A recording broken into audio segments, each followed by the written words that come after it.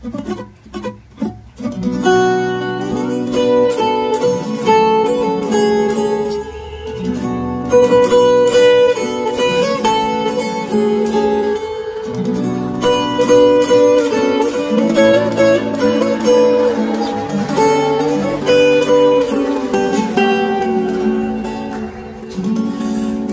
به دنیا آمدی که دنیا رنگی بشه، تا که این خونه برام جای قشنگی بشه.